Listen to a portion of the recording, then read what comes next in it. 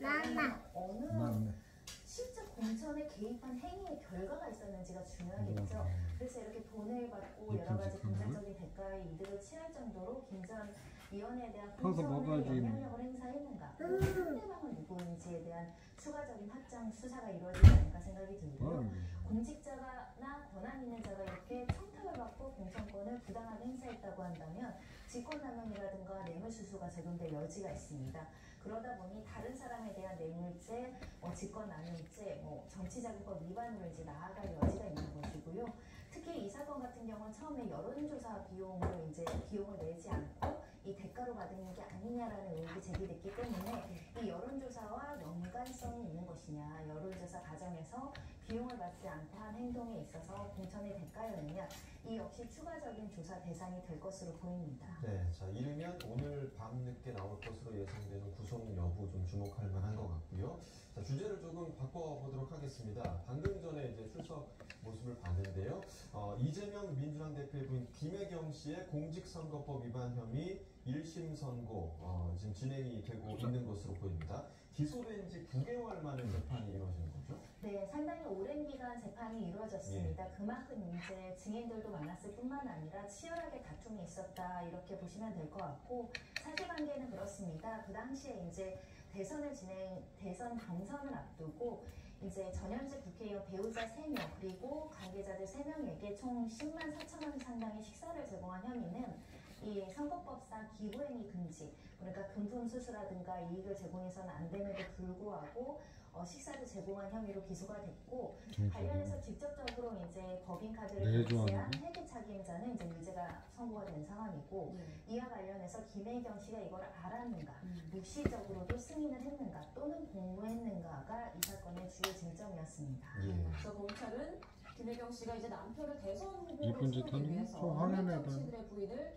매수하게 하겠다 이렇게 밝히면서 벌금 300만 원을 부인했죠. 그렇습니다. 금액과 상관없이 재질이 중하다, 정치인 배우자를 매수하려 한 것이기 때문에 사안이 중대하다라고 이제 검찰은 주장하고 300만 원을 부여한 상황입니다. 일단 공직선거법상 이런 기부행위가 기본적으로 금지되는 취지를 말씀을 드리면, 이렇게 금권선거 후보의 자금력을 동원해서 서로 이제 경쟁하는 구조가 되다 보면 혼탁해지고 타락할 가능성이 있기 때문에 소액이라도 기부하는 것을 금지하고 있다 이렇게 말씀드릴 수 있고요. 그러니까 이달에서는 한 10만 4천 원으로 6명으로 쪼개면 2만 원이 되지 않는 식사니까 사회사 한도상 이것을 허용해줘도 되는 거 아니냐 이렇게 이제 생각할 여지가 있지만, 이 기부행위와 관련한 판례들이 좀 있습니다. 예를 들면 경로당에서 제과점빵 15개를 경로당에 계신 분들한테 기부한 행위도 유죄로 선고를 받았거든요. 벌금 100만 원입니다. 그런 만큼의 금액은 소액이지만 원칙, 그러니까 선거에 앞둔 사람들은 경쟁을 타락시킬 타락하게 하지 않도록 식사라든가 이런 먹을 것이라든가 선물을 제공해서는 안 되는데, 5만 원이요. 김혜경 씨가 이걸 알면서도 동의했거나 또는 나가서 지시했느냐, 이게 굉장히 중요한 사안입니다. 네, 그러니까 선거를 앞두고 작은 돈이라도 조심해야 한다라는 취지의 이제 법인 것 같은데, 그렇다면 검찰이 공직선거법 위반 혐의에서 벌금 300만 원을 부여했다. 이 300만 원의 의미를 좀 어떻게 보십니까? 그건 대법원 양형 기준에 따른 것으로 보입니다. 양형 기준에 따르면 현재 법정형은 5년 이하의 징역 1,000만 원 이하의 벌금형에 되어 있는데, 양형 기준에는 기본 양형의 징역 10개월 이하 또는 100만 원에서 500만 원인데, 사실상 극히 경미한 금액을 주거나 소극적으로 가담하는 경우에 양형 기준이 벌금 50에서 300만 원이거든요. 그러니까 기부행위는 맞지만 그 금액이 총 10만 원이라는 건 아주 다액으로 볼 수는 없으니, 이 감경에서 50만 원, 300만 원 범위에서 300만 원을 택한 것이 아닐까라는 생각이 들고요. 100에서 500도 기본 양형이기 때문에 기본 감형 가중 생각하지 않고 기본 양형에서 이제 선택해서 300만 원 벌금형을 부여했고, 재판부에서 실제 300만 원을 선고할지 또는 보통 한 100에서 200만 원 정도가 선고된 선례들이 있었거든요.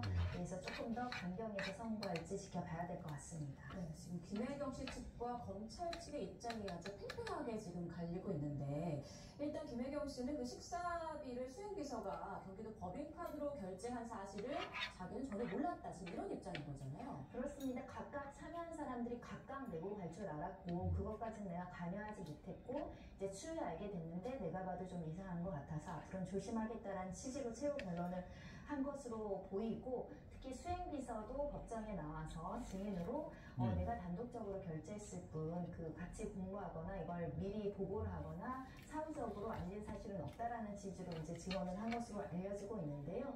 이 증언이 신빙성이 있다라고 한다면 무죄 가능성 배제하기 어렵지만 일반적으로 수행비서와 어떻게 보면 김혜경 씨는 이해관계가 일치하죠. 그런 측면에서는 그 진술을 그대로 믿을 수 있느냐 이게 이제 법원의 숙제가 될 것이고 특히 어떤 뭐 직접적인 상급자는 아니더라도 상급자의 배우자와 비서라는 관계는 갑을 관계로 볼 수 있잖아요. 그런 측면에서 이 김혜경 씨가 이렇게 이제 카드 결제를 하거나 식사비를 대납하는 것을 몰랐겠느냐 그리고 모르고 이 하급 직원자가 행동을 할 수 있겠느냐 이런 점에 대해서 유죄 가능성도 열려 있는 상황입니다. 네, 그러니까 이 사건과 관련해서는 지금 직접 증거가 굉장히 좀 부족하다 이런 평가가 나오고 있는데 그래서 지금 변호사님 말씀하신 대로 증인 진술의 되게 조금 신빙성이 먹어 이놈. 이 결과를 좌우할 수 죽도 있다. 그러면 저 하나 다 신빙성에 먹고 대해서 반 지금 주고 어떻게 판단해야 되나요? 네, 일단은 반찬도 보통 있고. 이런 기부행위 사건 같은 경우는 간접 사실로 증명할 수밖에 없다는 게 기본적인 판례의 취지입니다. 왜냐하면 내가 알면서도 기부를 했는지 안 했는지는 내심의 의사이기 때문에 밝힐 수 없는데